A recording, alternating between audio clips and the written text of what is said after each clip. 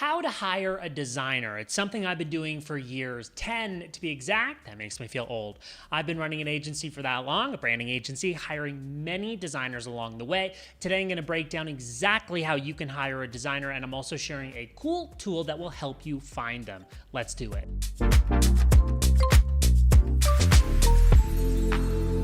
Hi, I'm Pallen, a brand strategist. Welcome to my channel where I share practical advice every week to build your brand. Today I'm in Medellin, Colombia, and I'm really excited for this video. Today my sponsor is Penji, an unlimited graphic design monthly subscription platform with a designer for every job. With their help, I'm going to break down exactly what you need to know when hiring a designer for yourself. I'll also show you their platform in case it's of interest to you, but even if you don't use their platform, you're still going to get value from watching this video. With their extensive experience in the industry, plus mine, we've got a lot of insight on this topic, so you're going to want to watch this through.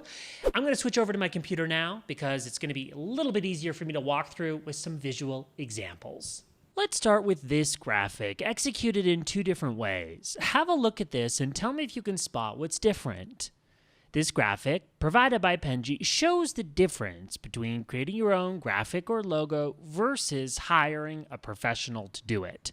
Now, I always say I would never try and cut my own hair because I've never done it, and honestly, I'm not qualified for the job. I go to a barber or a hairdresser who is qualified. If you're not qualified to be designing your own graphics, trust a professional.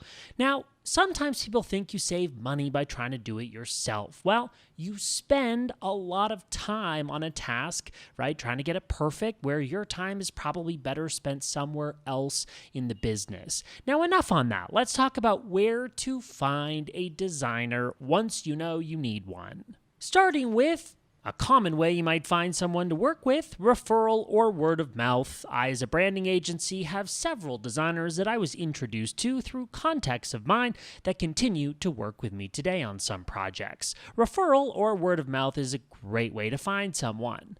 How about job boards? So a service like Upwork allows you to actually manually post a job posting for a specific task or set of responsibilities. And this can be great, although it is time consuming, and you have to be very clear on what it is you're looking for. And you've got to have the time to go through many applicants who will reply to your posting. Let's talk next about crowdsourcing. A platform like 99 Designs allows you to post a specific job posting and multiple people will bid for it and even start designing in some cases. And whoever designs the winning design will end up making money for that design. This is my least favorite way of finding a graphic designer because I think typically it's too focused on quantity. So many people are having to work without necessarily getting paid for it. So they are shooting back work that they can design very quickly, and it's not always quality. Not a fan of this one. The last one here that I'm talking about today is on-demand graphic design, a relatively new concept, but one that I really do enjoy. I'm talking today about Penji. For this video, I'm using this platform, which offers unlimited graphic design, unlimited revisions for one flat monthly rate. I think this is fantastic. So you work with a dedicated designer who will design anything you want with a quick 48-hour turnaround time on most projects, and you own all of the source files, which is handy. No contracts, no hourly costs, no hidden fees, and you can cancel at any time. So let's talk now about speaking the same language to guarantee the finished product comes out how you'd like it. For this example, I'm using the service Penji, as I mentioned, to create a thumbnail graphic for this YouTube video. The first thing I'm going to do is assign the task. In handing over a task to a designer, I try to be as descriptive as possible. You don't necessarily need to be in the know on design terminology, but your job is to communicate clearly with words and examples if you can. Don't assume the designer knows anything already about you or your project. Take the time to describe what a successful outcome looks like. I make a point of gathering visuals before assigning a task. They can be examples of things you've spotted on Google, Instagram, etc. Save them somewhere handy for this purpose so you can access them quickly. And if it's a task that's been completed before, even by someone else, that's another good reference point. In this case, I've had other thumbnails designed that did well, so I'm going to share an example of that for reference attached. in my mind, I typically go through the what, when, where, why, and sometimes how. What are they designing? A YouTube thumbnail. When do I need it? Say in a week, or specify the deadline. Where? Maybe you want the designer working from your Canva account, or if it doesn't matter, they might choose to design in Photoshop or Illustrator, depending on the project. Why does this design matter? Ideally, a strong YouTube thumbnail in this case will drive traffic through to my video that I worked hard to create. So I'm going to take a moment to outline that. These questions typically help me be more descriptive and clearer with my communication, which is why I share it with you now. Next, you're going to review the first draft. Depending on how long it takes for the designer to send you back the first draft, in this case, they were speedy. I'm really impressed.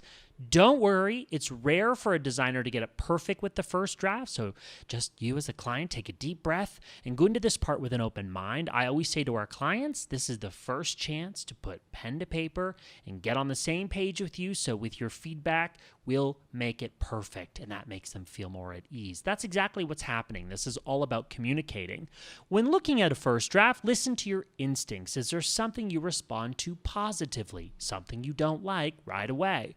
Time permitting, it's also good to register your first impressions, so take inventory of that, how you feel within a few seconds or a few minutes of looking at the design for the first time. If it's also an important design, it's a good idea to sit with this for a few days, maybe even a week. You may want to share the design with your team or friends, but be careful when doing that. If you're the client, don't get too much feedback from others. It can muddy your next move. Sometimes it makes it more difficult to make decisions if people are eager to give you feedback, but they're not your ideal customer. Just someone with an opinion. In this case, I am loving what I'm seeing, and I'm just going to ask for very minor adjustments. Here's what's great about Penji. I'm loving this. The platform I'm using for this demo, you have unlimited revisions. Freelancers and other design services normally don't offer that, so I'm really loving that. You can revise it until you're 100% happy with the design. Finally, then you're going to download the design. If you're happy with the finished result like I am in this case, go ahead and get the file in the right format. You had the opportunity to specify what format you wanted it up front, which I love.